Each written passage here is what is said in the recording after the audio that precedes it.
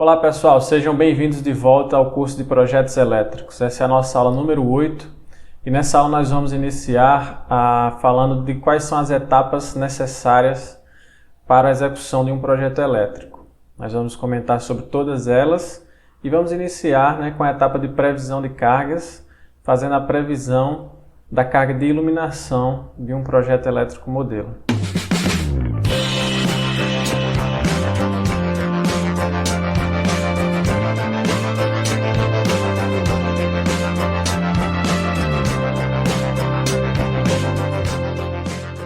Bom pessoal, então vamos iniciar falando das etapas para a execução do projeto. Existe um conjunto de etapas que nós podemos seguir para elaborar o projeto de uma forma metódica. Essas etapas são as seguintes.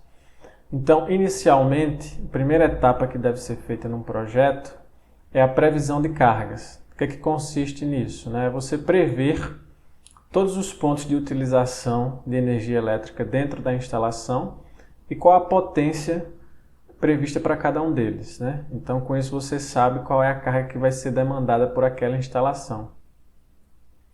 Na sequência, você vai definir o tipo de fornecimento. Justamente com a informação das cargas que você previu, você pode definir que tipo de fornecimento vai ser necessário para aquela instalação. É uma instalação trifásica, monofásica, bifásica, qual a carga instalada ali, Então essa é a segunda etapa.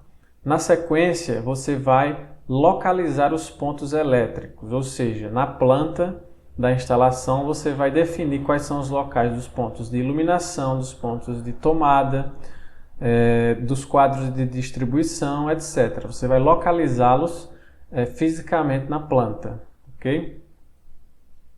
Na sequência, você vai fazer a divisão dos circuitos, Então você vai agrupar as cargas em circuitos distintos e aí existem alguns critérios para se definir esses circuitos que nós vamos estudar posteriormente, como deve ser feita essa divisão entre os circuitos. E aí na sequência inicia-se a fase de dimensionamento, que é uma das fases mais importantes do projeto. Então vai ser feito o dimensionamento dos condutores, qual a seção transversal de cada circuito, do condutor que vai ser utilizado em cada circuito, o dimensionamento da proteção, então qual a corrente nominal dos disjuntores, dos dispositivos de disjuntores residuais e também o DPS, que é o dispositivo de proteção contra surtos, são os principais equipamentos de proteção que devem ser dimensionados. E aí tem também o dimensionamento dos eletrodutos, qual a seção transversal de cada eletroduto da instalação. E depois dessa etapa de dimensionamento, a gente faz a representação da fiação na planta elétrica. Então, você tinha lá localizado os pontos elétricos e agora você vai localizar também a fiação, indicando qual é a dimensão de cada fiação, Qual é a seção transversal de cada condutor, qual é a seção transversal de cada eletroduto e assim por diante. Aqui você ainda vai ter uma etapa de cálculo da demanda da instalação, na qual serve para você dimensionar o circuito de alimentação, aquele circuito que vai do quadro de medição até o quadro de distribuição principal da instalação. Esse circuito é feito a partir da demanda prevista para a carga, E aí a gente vai fazer posteriormente a elaboração de diagramas e vistas, então alguns detalhes construtivos que sejam necessários, como por exemplo aterramento, padrão de entrada, então a gente vai ter que fazer esses desenhos, além dos diagramas, principalmente o diagrama unifilar dos quadros, onde você vai indicar ali toda a divisão de circuitos e fases da instalação, ok? Uma das últimas etapas é o levantamento de materiais, onde a gente vai ter que definir qual é a quantidade de cada material necessário para a execução daquele projeto, quantidade de fios, quantidade de tomadas, de pontos de tomada, de quadros, de disjuntores, enfim, todos os materiais que sejam necessários para a instalação. E a última etapa é a preparação da documentação, Então essa documentação inclui aquilo que nós já comentamos, a anotação de responsabilidade técnica, o memorial de cálculo, o memorial descritivo, se for o caso, a solicitação de acesso à distribuidora e assim por diante, né? Então, toda a documentação necessária. Ok? Então, essas são as etapas, né? Elas não precisam ser feitas necessariamente nessa ordem. Isso é uma sugestão, né, de ordem que permite que você execute um projeto de forma metódica. Então, se você seguir passo a passo, né, esses procedimentos, você vai conseguir fazer um projeto elétrico de forma mais fácil, tá? Mas essa aqui não é uma metodologia engessada, né? Você pode fazer alterando aqui as etapas, unificando etapas, etc. Tudo bem? Então agora nós vamos iniciar o estudo da previsão de cargas. Nessa aula nós vamos fazer a previsão de cargas de iluminação de um projeto elétrico modelo, tá certo? E aí o que é que vem a ser o levantamento de cargas, né? Então, o objetivo do levantamento de cargas é determinar todos os pontos de utilização de energia elétrica que farão parte da instalação com sua respectiva potência, né? Então, quantos pontos de tomada haverão naquela instalação, quantos pontos de iluminação, qual a potência de cada um desses pontos, né? Esse é o objetivo da previsão de cargas, tá ok? Então, em uma instalação predial, do tipo habitacional, né, existem 3 tipos distintos de carga elétrica que a gente pode definir. São as cargas de iluminação, as cargas de tomadas de uso geral, que a gente chama de TUGs. O que são as TUGs? São pontos de tomada que não se destinam a alimentar um equipamento específico. São pontos de tomada que vão alimentar equipamentos, em geral, equipamentos portáteis de pequeno porte, né, e que podem ser conectados em qualquer tomada da residência. Então, aqui se enquadram aparelhos de som, eletrodomésticos, como liquidificador, secador de cabelo, etc. Todo o equipamento que não vai ficar fixo, né, não vai ter um ponto de atendimento exclusivamente dedicado a ele vai ser ligado numa tomada de uso geral, que são as TUGs. E por fim a gente tem as tomadas de uso específico, que como o próprio nome já diz, é um ponto de tomada de energia que vai estar dedicado exclusivamente a um único aparelho. Então, por exemplo, no caso do aparelho de ar-condicionado, né, ele está lá conectado numa tomada especificamente projetada para ele. É o caso também dos chuveiros elétricos, existe lá uma tomada especificamente projetada para ele. Pode ser o caso de alguns motores, se houver motor na instalação, e assim por diante, né? Então, essas tomadas elas se diferenciam por essa característica de serem dedicadas exclusivamente a um único aparelho, ok? Então, esses são os 3 tipos de carga que a gente pode encontrar numa instalação predial, né? Do tipo habitacional. Então, a gente tem que fazer a previsão para cada um desses tipos aqui, ok? E aí, na norma, na NBR 5410, que nós já falamos sobre ela, né, vai ter lá as condições mínimas que devem ser adotadas para a previsão de cada tipo de carga que a gente comentou aqui. Então, qual é a carga mínima que eu tenho que prever para a iluminação, para as TUGs e para as TUIs? Isso vai depender de quê? Das características do ambiente, do perímetro, da área e da utilidade, né? Qual vai ser o fim, o uso final daquele ambiente, né? Tudo isso a gente vai começar a estudar agora, e iniciando com a previsão das cargas de iluminação, tá bom? Então, para fim de estudos, nós vamos considerar aqui essa planta residencial modelo, tá? É uma casa de pequeno porte, né?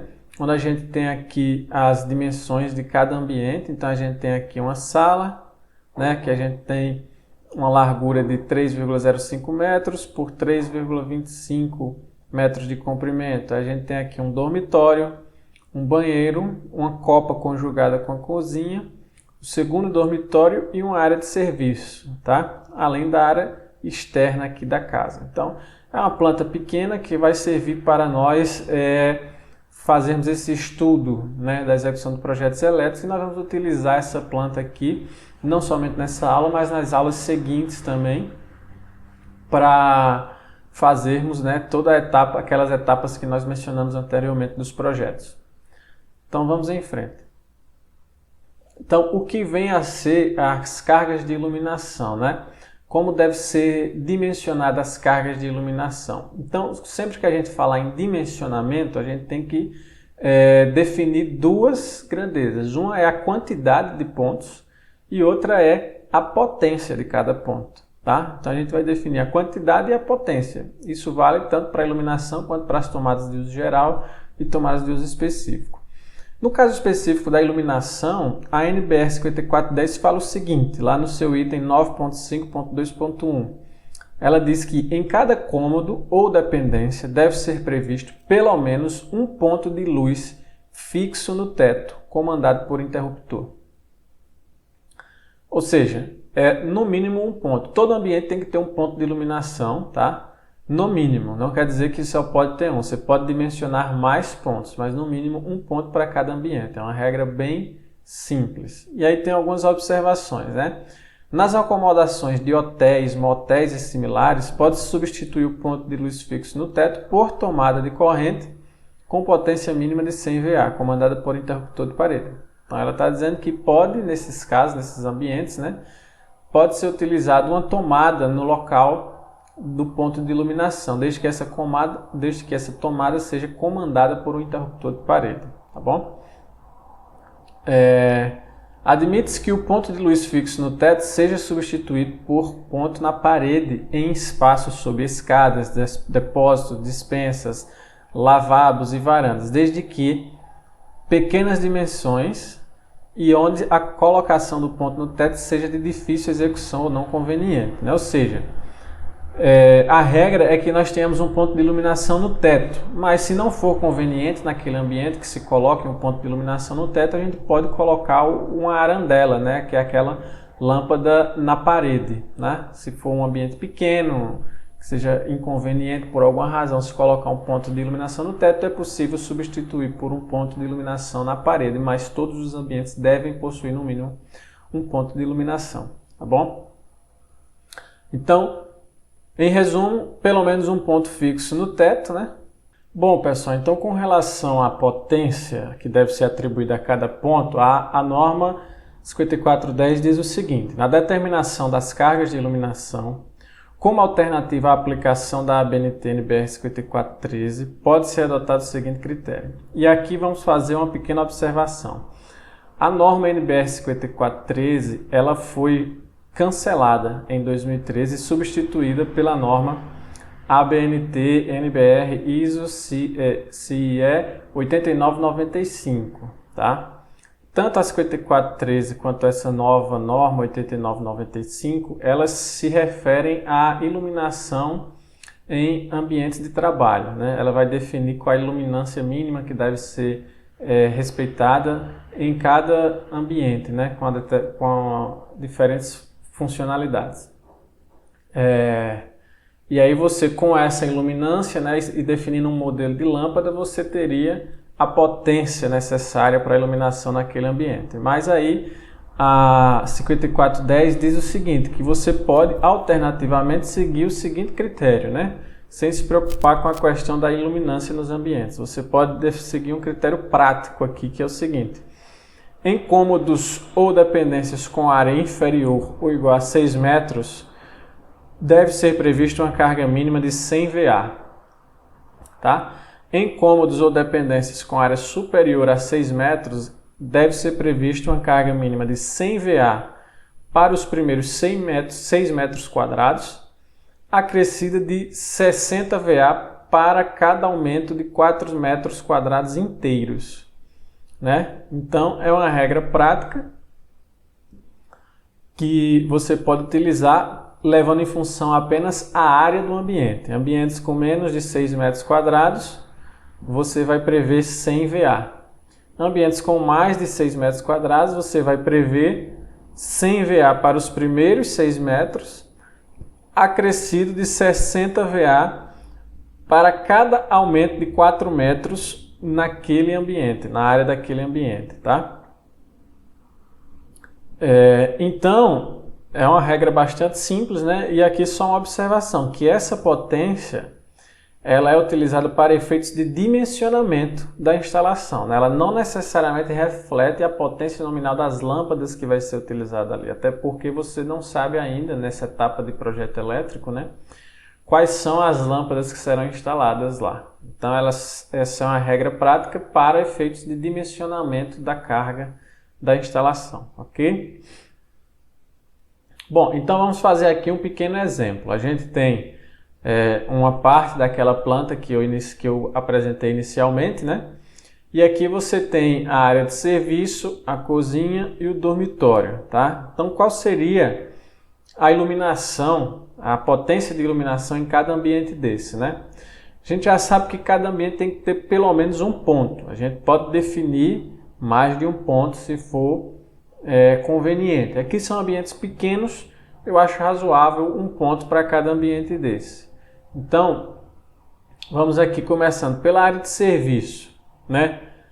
Quais são as dimensões aqui, a área desse ambiente, né? É 1,75 de largura por 3,40 de comprimento. Isso aqui vai dar uma área de 5,95 metros quadrados. Então, é inferior a 6 metros, portanto, eu tenho que definir uma potência de 100 VA, tá? Então, devido a essa área, eu vou definir 100 VA de potência para a iluminação.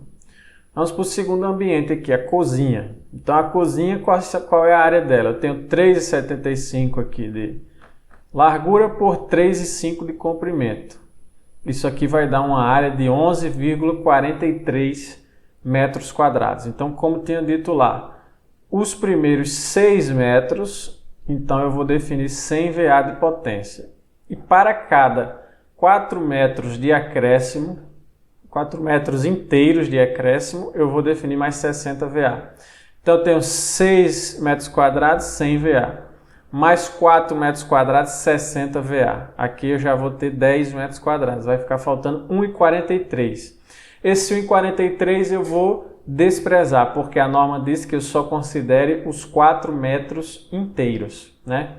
Então, como isso aqui não é menor do que 4 metros, então não considero. Então, portanto, vai ser 160 VA a potência da iluminação nesse ambiente, ok?